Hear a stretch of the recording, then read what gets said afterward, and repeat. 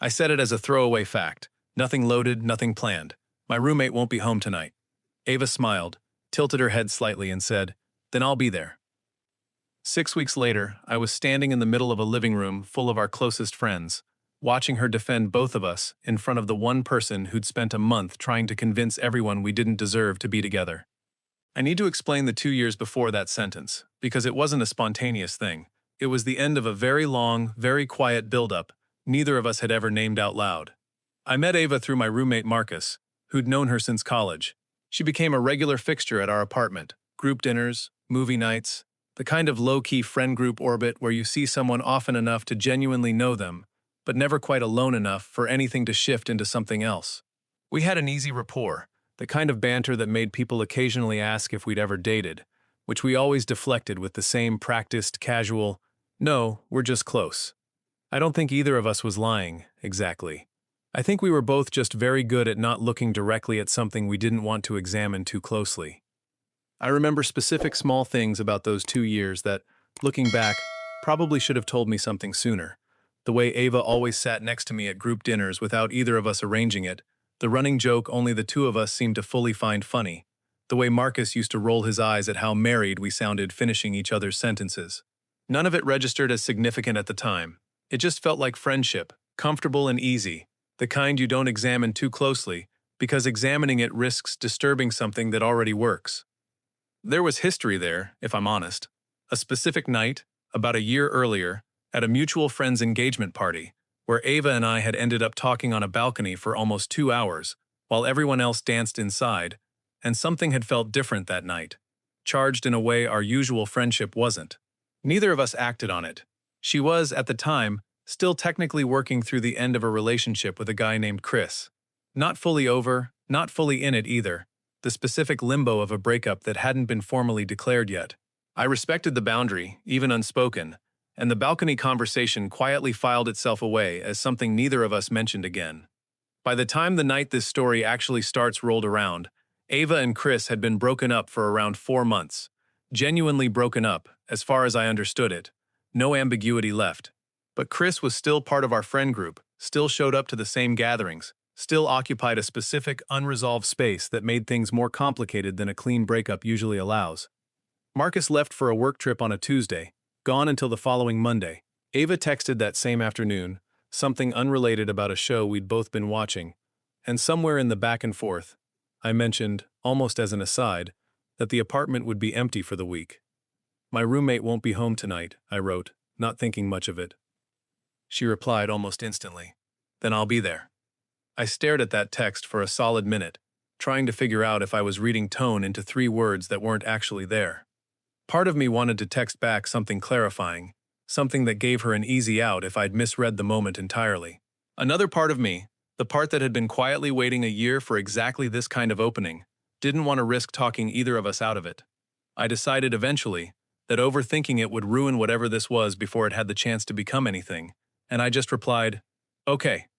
She showed up around 8 that evening with a bottle of wine and the same easy energy she always brought, and for the first hour, it genuinely felt like every other night we'd spent together over the past 2 years. Easy conversation, familiar jokes, nothing that announced itself as different. We ordered food from the place around the corner, the same order we always got when it was just the two of us, and for a while I almost convinced myself the 3-word text had just been Ava being her usual playful self, nothing more loaded than that. It was around the second glass of wine, sitting on my couch, that the conversation slowed, and she looked at me with an expression I recognized instantly from that balcony, a year earlier. "Can I say something that might make things weird?" she said, "or ruin a genuinely good friendship?" "You can say anything," I said, feeling my pulse pick up slightly, some instinct already telling me where this was headed. "I've thought about that night at Priya's engagement party more than I've ever told you," she said. "I've thought about it a lot, actually, in a way that started feeling less like nostalgia and more like something I was avoiding dealing with." "I've thought about it too," I admitted. "I just didn't think it was my place to say anything, given where things were with you and Chris at the time." "Chris and I have been done for 4 months," she said. "Genuinely done. I know it doesn't always look that way from the outside, because he's still around, still at everything, still acting like there's a version of us that isn't actually over. But there isn't. I ended it, clearly, months ago. I just don't think he's ever fully accepted that. That was the night everything between us finally, deliberately shifted. Not rushed, not dramatic, just an honest acknowledgement of something that had been sitting quietly between us for over a year, finally allowed to exist in the open. We stayed up talking until almost 2 in the morning, the wine long gone, both of us finally saying out loud the things we'd been carefully not saying for 2 years. We kept things low-key for the first couple of weeks, wanting to actually build something real before turning it into group chat news. But our friend circle was small and observant, and it didn't take long before people started noticing. A look held a beat too long. The two of us arriving together at a gathering. Small shifts that added up quickly in a group that had known both of us for years. Marcus, still away on his trip, got wind of it through a mutual friend's text, before I'd even had the chance to tell him myself. And he called me immediately, equal parts delighted and offended that I hadn't told him directly. "You two finally figured it out," he said, laughing. "I've been waiting 2 years for this. I'm annoyed I had to hear it secondhand, but I'm not surprised at all." Chris noticed fastest of all, though, faster than even Marcus had. He cornered me at a bar about 3 weeks in, drink in hand, tone deceptively casual. "So you and Ava, huh?" he said. "That's a thing now?" "It's new," I said. "But yeah." "Interesting timing," he said, something harder creeping into his voice despite the casual delivery. "Real interesting, considering she was still texting me a month ago about maybe getting back together." I felt something cold settle in my stomach, because that detail didn't match anything Ava had told me. "That's not what she's told me," I said carefully, keeping my voice level even as my mind started racing through the timeline, trying to figure out if there was some gap in what I knew. "Of course it isn't," Chris said. "She's not going to tell you the version where she was still keeping the door open with me, while apparently also deciding to jump into something with you. Doesn't exactly make for a great story, does it?" I didn't know, in that moment, whether to believe him or dismiss it outright. I'd known Chris for years, too, through the same friend group, and while he wasn't someone I'd call a close friend, he'd never previously struck me as a liar. That uncertainty sat with me for the rest of the night, uncomfortable and unresolved, following me home and keeping me awake longer than I wanted to admit. Over the following 2 weeks, Chris didn't let it drop. He started making pointed, half-joking comments in the group chat, references to Ava, moving on fast, not exactly waiting long, phrases calibrated to sound harmless individually, while building, cumulatively, into a specific narrative. That Ava had betrayed him, that our relationship had started before things with him were genuinely over, that I'd effectively helped her cheat on someone who still believed reconciliation was possible. I watched those messages accumulate in the group chat with a growing unease, each one small enough that calling it out directly felt like an overreaction, but together forming a picture that was clearly, deliberately being constructed for an audience. A few people started reacting to his comments with laughing emojis, not fully understanding the weight behind them, which somehow made it worse, the sense that a real accusation was being smuggled through as casual group chat humor. I finally asked Ava directly about the texts Chris had mentioned, needing to hear her account before the doubt Chris had planted grew any larger. I chose a quiet evening at her apartment, wanting the conversation to happen somewhere that felt safe rather than reactive. "He texted me a few times after we broke up," she said, visibly frustrated that this had even become a conversation. "General stuff, asking how I was doing, once suggesting we should talk about us again. I never responded to that specific message. I ignored it, actually, because I didn't want to reopen something I'd already closed. If he's telling people I was keeping the door open, he's lying, or at minimum, badly misreading silence as encouragement. He made it sound like you two were actively discussing getting back together," I said. "We weren't," she said, an edge of real hurt entering her voice now, her hands tightening slightly around the mug she was holding. "I can show you the actual messages if you need proof, though I'm a little upset you might need that." "I don't need proof," I said, meaning it. "I just needed to hear it from you directly, because he's telling a version of this to our entire friend group that makes both of us look bad, and I wanted to understand what I was actually defending before I said anything back to anyone." She showed me the messages anyway, scrolling through her phone until she found the exact exchange. A single unanswered text from Chris, sitting alone in the conversation with no response beneath it, exactly as she'd described. Seeing it in writing settled something in me that her verbal account alone hadn't fully resolved. "What do you want to do about this?" I asked her, once we'd both sat with it for a moment. "Nothing, if I can avoid it," she said. "I don't want to turn this into some big public correction. I just want it to stop, and I was hoping it would fade out on its own before it turned into something bigger than a few passive-aggressive group chat comments." It didn't fade out on its own. If anything, the tension only built over the following days, small comments accumulating into something that felt less avoidable with each passing gathering we attended together. I found myself dreading group events for the first time since I'd known these people, a specific low-grade anxiety settling in every time my phone buzzed with a new message in the shared chat, wondering what fresh insinuation might be waiting. The situation came to a head at a friend's birthday gathering about 6 weeks after that first night, the entire group together in one apartment for the first time since the rumors had started circulating. The tension was immediate and obvious the moment we walked in. A few people gave Ava careful, slightly guarded looks, clearly having absorbed at least some version of Chris's narrative. Priya, whose engagement party had started this whole thing a year earlier, pulled Ava aside almost immediately, and I watched the two of them talking quietly near the drinks table, Ava's expression tightening as whatever Priya was relaying clearly wasn't good. Chris himself arrived late, drink already in hand, and made a beeline for the small kitchen where Ava and I happened to be standing. "There they are," he said, loud enough for several nearby conversations to quiet down. "The happy couple. Real quick timeline on that, by the way, for anyone still confused." "Chris," Ava said, voice tight, "don't do this here." "Why not?" he said, taking another step closer, his voice carrying that specific, deliberate volume of someone performing for an audience rather than actually addressing the person in front of him. "Everyone already has half the story anyway, thanks to whatever version you've been telling them. Might as well get the real one out in the open." The room had gone mostly silent by this point, everyone's attention pulled toward the kitchen, conversations trailing off mid-sentence as more and more people realized something was happening. I could feel the weight of a dozen eyes on us, the specific, awful stillness of a room bracing for a scene. "Fine," she said, loud enough for the whole room to hear clearly. "Let's get the real one out in the open then. Chris and I broke up 4 months before anything happened with Daniel. That breakup was clean, mutual, as far as I was concerned, and final. Chris texted me a handful of times afterward, including once suggesting we get back together, and I never responded to that message, because I didn't want to. Not because I was secretly interested in hiding it. Because I genuinely wasn't interested, and staying silent felt kinder than saying that directly and hurting him again."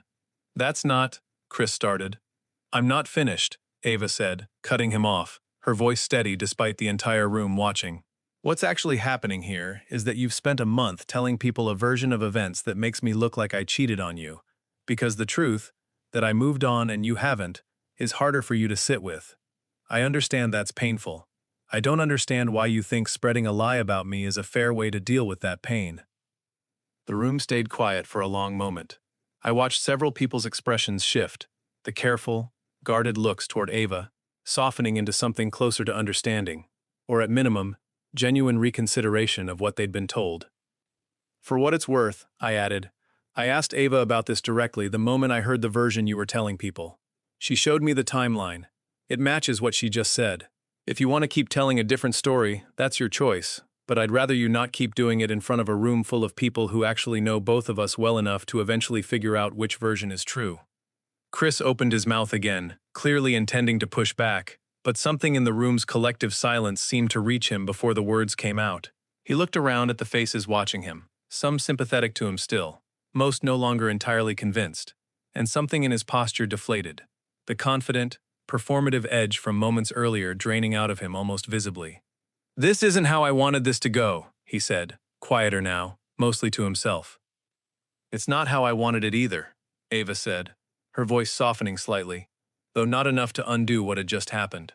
"I would have preferred you just talk to me directly, months ago, instead of letting this build into whatever this became tonight." He didn't have a response to that. He set his drink down on the counter, looked around the room one more time at faces that had clearly stopped fully siding with him, and left without saying anything further to anyone. Chris left the gathering shortly after that, visibly humiliated, and didn't respond to any messages from the group chat for the following week.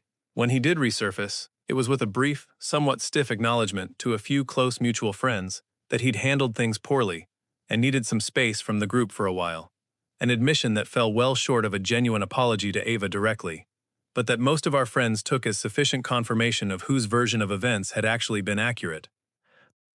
Priya called Ava the next day, apologizing for how quickly she'd absorbed Chris's version without asking Ava directly first. "I should have just asked you," she said, according to what Ava relayed to me afterward. I've known you for 6 years. I should have trusted that more than I trusted a guy who was clearly still hurt and looking for someone to blame. A few other friends reached out over the following days too, small, individual apologies for how quickly the group had entertained a story without checking it first. Nothing dramatic, just quiet acknowledgments that added up, over time, into a genuine sense that whatever damage Chris's version had done was actively being repaired rather than just fading on its own. Ava and I talked about the whole situation at length in the days that followed, both of us still a little shaken by how quickly a private, still new relationship had become public, contested territory within our own friend group. I keep thinking about how differently that could have gone, she told me one night, sitting on the same couch where this had all started. If you hadn't asked me directly, instead of just believing whatever half of what Chris said sounded plausible. A lot of guys would have quietly pulled back, let doubt do its work, and I'd never have even known why things suddenly felt distant. I wasn't going to let a rumor I hadn't verified decide anything for me, I said. Especially not about someone I'd already waited a year to be honest with myself about. I'm glad, she said, genuinely. I think that gathering could have gone a very different way if I hadn't had someone in my corner who actually wanted the truth, instead of just the easier story. It's been almost a year since that first night, since a throwaway sentence about an empty apartment turned into the most significant relationship either of us had built in years. Ava and I are still together, still occasionally teased by the same friend group about how long it took us to actually say something, given how obvious the balcony conversation apparently was to everyone watching except us. Marcus, once he got back from his work trip and heard the full story, spent a solid week reminding me that he'd technically been the one to introduce us in the first place, and therefore deserved at least partial credit for the entire relationship, an argument he's continued to make, with increasing embellishment, at nearly every gathering since. Chris eventually rejoined the group, at a slower, more distant pace than before, the specific dynamic between the 4 or 5 of us who'd been there that night at the birthday gathering never quite fully returning to what it had been. He and Ava exchange polite, minimal conversation now when their paths cross. Nothing warm, nothing hostile, just the careful neutrality of 2 people who once mattered to each other and now mostly don't. I don't think that's entirely a loss. Some friendships survive being tested by someone's dishonesty. Some don't, and I've made peace with the version of our group that exists now instead of mourning the one that existed before. I think about that original text exchange often, how close that entire relationship came to never happening at all, if either of us had kept treating that unspoken balcony moment as something too risky to ever revisit. A roommate's empty apartment, 3 words back, then I'll be there. It's a small, almost unremarkable beginning for something that ended up surviving an actual attempt to destroy it before it had even had the chance to properly start. I've thought, too, about what would have happened if I hadn't asked Ava directly that night at her apartment, if I'd simply let Chris's version sit unexamined and slowly done its damage the way rumors usually do. A little distance here, a little doubt there, until eventually the relationship quietly dissolved under the weight of suspicion neither of us had ever actually confirmed. I think that version of events happens more often than people admit, in more relationships than just ours. Doubt doesn't usually announce itself as doubt. It just looks like pulling back a little, needing space, growing quieter, until the actual cause gets lost somewhere underneath the symptoms. If there's one thing I've taken from all of this, it's that the people worth being with are usually the ones willing to stand in a crowded room and tell the truth plainly, even when the easier option would be to let a rumor quietly do its damage. Ava didn't wait for me to defend her that night. She defended both of us, clearly, in front of everyone, because she'd already decided the truth was worth more than everyone's comfortable silence. I think that's the exact moment I knew, for certain, that a throwaway sentence about an empty apartment had turned into something worth actually keeping. If this one got you, tell me in the comments, and if you want more real stories like this, subscribe. There's a new one waiting for you every week.